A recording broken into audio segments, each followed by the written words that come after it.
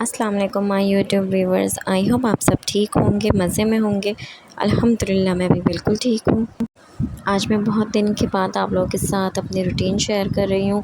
ये वीडियो मैंने summer vacations में ही बना कर रखी थी, लेकिन बस मुझे एडिट करने का मौका ही नहीं मिल रहा था। तो आज मैंने सोचा चलो क्यों ना मैं इसको एडिट करके आप लोगों के साथ अपनी रूटीन शेयर करूँ।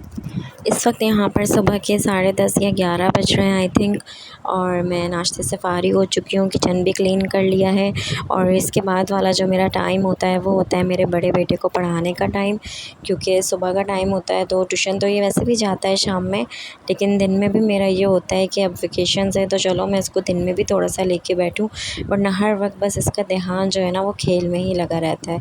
तो यहाँ भी बस मैं इस वक्त इसको पढ़ा रही थी और मेरे साथ ही पे मेरा छोटा बेटा भी बैठा हुआ था। वो भी इसको बहुत ज़्यादा तंग कर रहा था, काम बिल्कुल भी नहीं करने दे रहा था। तो मैं दोनों बच्चों को संभाल भी रही थी और जल्दी-जल्दी यहाँ पर मैं इसको सारा काम करवा रही थी। और यहाँ पर आप देखें कि वीडियो बहुत ज़्यादा लंबी हो गई थी, तो इसलिए मैंने फ़ास्ट फॉरवर्ड कर दी ताकि ये जल्दी से अपना सारा काम फ़िनिश कर लें।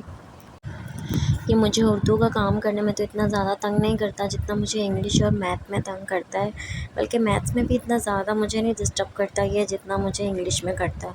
बहुत ज़्यादा जो है ना इसको हर चीज़ बतानी पड़ती है, और उर्दू की तो फिर ज़ाहिर सी बात है, आपको पता है हमारी मादरी ज़बान है, तो वो तो फिर बच्चे कहते हैं ना कि नहीं भी अगर सिखाओगे तो सीख जाते हैं। तो उर्दू का काम ये माशाल्लाह बहुत अच्छे से और सफाई से कर लेता है। बाकी इंग्लिश और मैथ जो है ना उसमें ये थोड़ा सा मुझे तंग करता है। तो यहाँ पर आप देखेंगे किस तरह से अपने उर्दू का काम सारा खुद लिख रहा है। एक दो लफ्ज़ वो भूल जाता है तो फिर ये देख लेता है कि किस तरह से मुझे बनाने, और ये फिर इस तरह से पीछे देख के उसको बनाना शुरू कर देता है। और इसके बाद फिर यहाँ पर अब ये मैथ का काम लेकर बैठेगा। मैथ के काम में ये मुझे इसलिए तंग करता है क्योंकि वो मैं थोड़ा सा इसको कंजस्टेड करवाती हूँ ताकि जो है ना इसको एक ही बॉक्स में अच्छे से हर एक चीज़ बनानी आ जाए। और ये चाहता है कि बस ये खुला खुला काम करे, एक बॉक्स में एक ही चीज़ बनाए, और मैं चाहती हूँ कि ये एक पेज पे अच्छा खासा मैथ का कंजस्टेड काम करना सीख जाए, क्योंकि काफ़ी टाइम से ये 1 साल इसको तकरीबन हो गया स्कूल जाते हुए, लेकिन इसके हाथ में कोई सफाई नहीं आ रही है। अब यहाँ पर ये जब से इसकी समर वेकेशंस हुई हैं तो मैं इसको डेली इस तरह से काम करवाती हूँ, तो काफ़ी हद तक इसके काम में सफाई आ गई है। आप लोग भी यहाँ पर देख सकते होंगे कि अब ये बहुत ज़्यादा गंदा काम नहीं कर रहा जैसे पहले करता था। अब माशाल्लाह काफ़ी सफाई से जो है ये लिखने लगा है और एक ही बॉक्स में बनाने लगा है, और मैं कोशिश करती हूँ कि इसको एक ही पेज पे मैं 1 से 50, और अब नेक्स्ट टाइम मैं इसको 1 से 100 तक करवाऊँगी एक ही पेज पर, ताकि इसको इस तरह से कंजस्टेड काम करना भी आना चाहिए।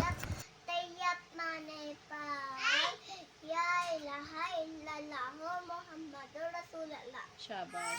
तर्जुमा। अल्लाह के सवाई हज़रत मोहम्मद सल्लल्लाहु अलैहि वसल्लम, अल्लाह के कोई माबूद नहीं है, अल्लाह के रसूल है। अल्लाह के सिवा, अल्लाह के सिवा कोई अल्लाह के माबूद, अल्लाह के सिवा कोई माबूद नहीं है, हज़रत मोहम्मद सल्लल्लाहु अलैहि वसल्लम अल्लाह के रसूल है। इल्म में इजाफे की दुआ। रब्बी ज़िदनी इल्मा। सोते वक्त की दुआ। सोते वक्त की दुआ सुनाओ।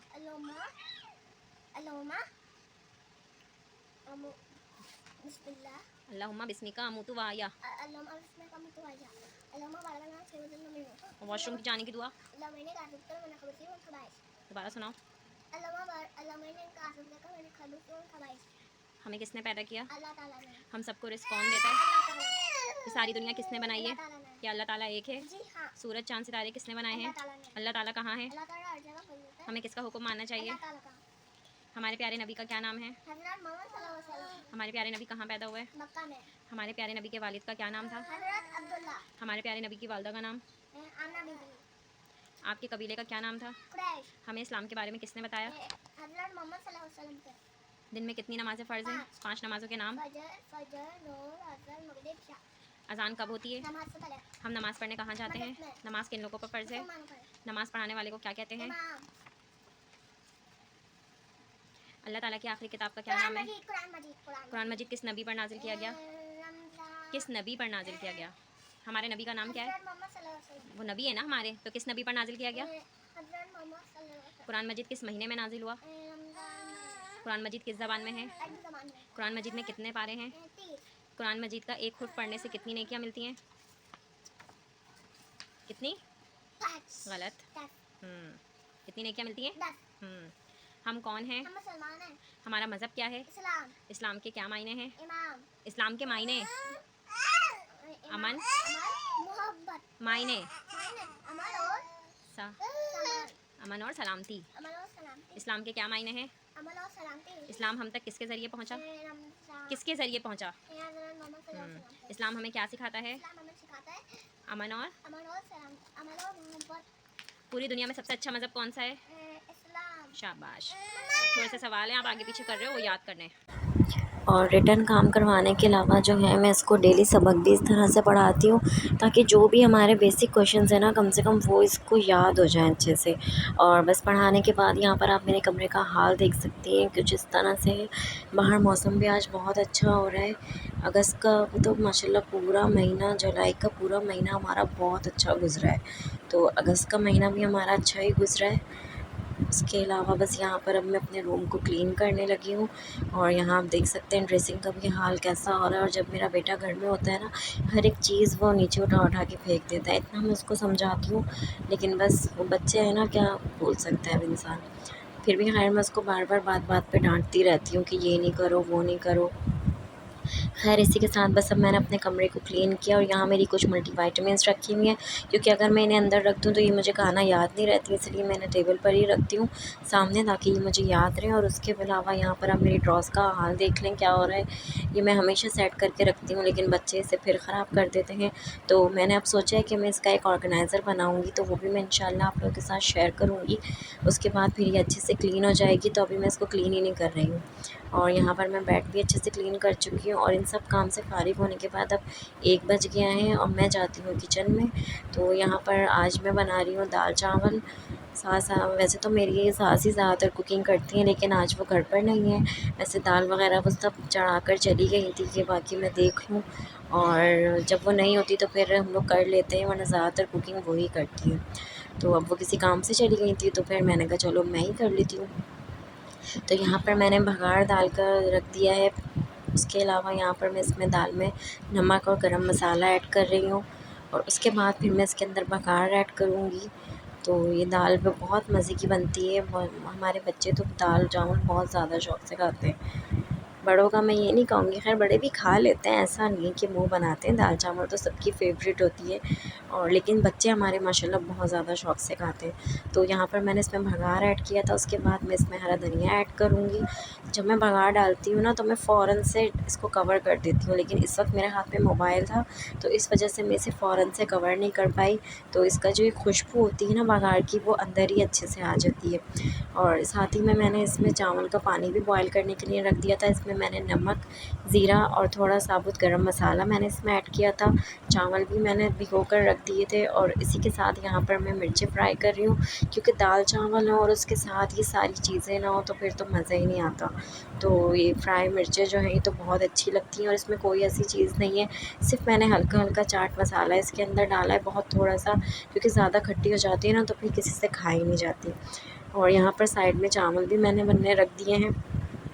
इसके अलावा मैं आपको दिखाती हूँ कि दाल चावल के साथ मैंने क्या क्या बनाया है। तो यहाँ पर देख लें आप, मैंने मिर्चें फ्राई की थी। उसके अलावा अचार तो हमारे यहाँ माशाल्लाह बहुत शौक़ से खाया जाता है।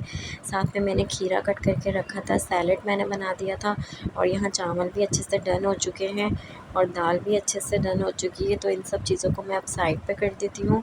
और यहाँ पर सिंक में आप देख सकते हैं अभी काम किया है, तो ज़ाहिर है बर्तन इतने ज़्यादा जमा हो गए, तो वो मैंने अच्छे से क्लीन किए, क्योंकि साथ ही साथ किचन भी साफ़ करते रहना चाहिए। अच्छा नहीं लगता कि आप कुकिंग कर रहे हैं या कुछ भी कर रहे हैं, लेकिन किचन आपका मैस हुआ हुआ है। तो आपको कोशिश करनी चाहिए कि अपनी जगह को, अपने किचन को, अपने घर को आप लोग अच्छे से साफ़ सुथरा रखें। तो मैं आपको दिखाती हूँ, किचन मैंने अच्छे से सारा क्लीन कर लिया है। और इन सब काम से फ़ारिग होने के बाद जब मैं रूम में आई तो मुझे 2 बज चुके थे। और यहाँ पर आप देख सकते हैं कि मेरे दरवाज़े का स्टॉपर जो है वो टूट गया है। तो फिर मैंने इसके अंदर दुपट्टा बांध दिया, क्योंकि हवा बहुत ज़्यादा चल रही थी। छोटा बच्चा मेरा क्रॉल करता है, तो मुझे डर लग रहा था कि कहीं ये दरवाज़ा हवा से इसके लग ना जाए। उसके बाद यहाँ पर मैंने अपने बेटों को तैयार किया, दोनों बच्चों को। तो पहले छोटे वाले बेटे को मैंने अच्छे से क्लीन करके उसको रेडी कर दिया। और यहाँ पर बस ये इतनी ज़िद करता है कि पाउडर इसको दे दो खाने के लिए। पता नहीं इसको क्या मज़ा आने लगा है कि बस पाउडर का डब्बा नहीं दो ना तो ये रोना शुरू कर देता है। तो फ़िलहाल जब तक मैं तैयार कर रही हूँ, तो फिर मैंने इसको पाउडर का डब्बा इस तरह हाथ में पकड़ा दिया है। और देखिए अभी भी मुस्तकिल इसके मुंह में ही है पाउडर का डब्बा। पता नहीं इसको क्या मज़ा आता है।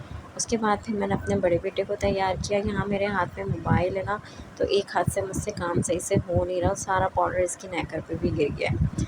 तो मैंने इसको भी अच्छे से तैयार कर दिया ताकि फिर जब इसके दादा आएँ तो ये आराम से ट्यूशन चला जाए। खाना भी मैं इनको खिला के फ़ारिग कर दूँगी। तो यहाँ तैयार करने के बाद मैं दोनों बच्चों के लिए खाना लेकर आ गई थी। और माशाल्लाह से जैसे मैंने आपको बताया था कि हमारे बच्चे दाल चावल बहुत ज़्यादा शौक़ से खाते हैं। बड़ा वाला बेटा ना मेरा बहुत ज़्यादा नखरे करता है वैसे तो, उसको बहुत मुश्किल से खिलाना पड़ता है, लेकिन माशाल्लाह से छोटा बेटा मेरा वो मुझे खाने पीने के मामले में इतना तंग नहीं करता। और बच्चों को खाना खिलाने के बाद हमने भी खाना खा लिया था। यहाँ मैं नमाज़ पढ़ रही थी, ज़ोहर की नमाज़ भी पढ़ी थी और फिर मैंने अपने बेटे को सुला दिया था। और यहाँ पर इस वक्त देख सकते हैं आप 6 बज गए हैं। ये इतनी देर में सोया है कि अब मेरे सोने का टाइम जो है वो तो ख़त्म ही हो चुका है, क्योंकि अब थोड़ी देर के बाद मगरिब हो जाएगी। तो दोनों वक्त मिल रहे होते हैं, तो इस वक्त फिर हम लोग सोते नहीं हैं, लेकिन बच्चे सो गए। और मौसम आज यहाँ बहुत ज़्यादा अच्छा था, तो मेरे हस्बैंड ने कहा चलो हम लोग कहीं बाहर चलते हैं। तो हम लोग आ गए थे यहाँ लियाकताबाद के फ़ेमस गोलगप्पे खाने के लिए। अगर आप लोगों को पता हो तो दिल तो मेरा इतना चाह रहा था, लेकिन मुझसे बहुत ज़्यादा खा ही नहीं गए। और कौन कौन फ़र्स्ट टाइम में जो है ना वो सही से पूरा गोलगप्पा अपने मुँह में डाल लेता है, मुझसे तो बिल्कुल नहीं डाला जाता। हमेशा जो है ना वो मुँह में डालते साथ ही जो है ना टूट जाता है और सारा पानी जो है ना वो मुँह से बाहर आ जाता है। तो आज मैं चले ट्राई कर देखती हूँ कि ये मेरे मुँह में सही से जा रहा है या नहीं। तो जी मैंने कोशिश की थी यहाँ पर, तो फ़िलहाल ये फ़र्स्ट टाइम में मेरे मुँह में चला गया बिना टूटे। और उसके बाद जी हम आ गए थे दोहरे। जी यहाँ पर हमने इस तरह से बर्गर ले लिए थे, ये मिनी बन कबाब थे, बहुत ही ज़्यादा टेस्टी थे। आप लोग भी आइएगा और यहाँ पे ज़रूर ट्राई कीजिएगा, बहुत मज़े के थे ये बन कबाब। खाने के बाद जी हमने खाए यहाँ पर गोला गंडा, क्योंकि मुझे बहुत ज़्यादा इन चीज़ों की क्रेविंग्स हो रही थी ना, इस वजह से फिर हम लोगों ने गोला गंडा यहाँ पर लिया था। बहुत ज़्यादा हैवी हो गया था, तो मुझसे तो ये इतना सारा खाया ही नहीं जा रहा था। तो मैंने तो बस समझे थोड़ा सा ही खाया, बाकी मेरे हस्बैंड ने जो है इसको अच्छे से साफ़ किया पूरा, उन्होंने फिर भी फ़िनिश कर लिया था, लेकिन मुझसे तो बिल्कुल नहीं खाया जा रहा था।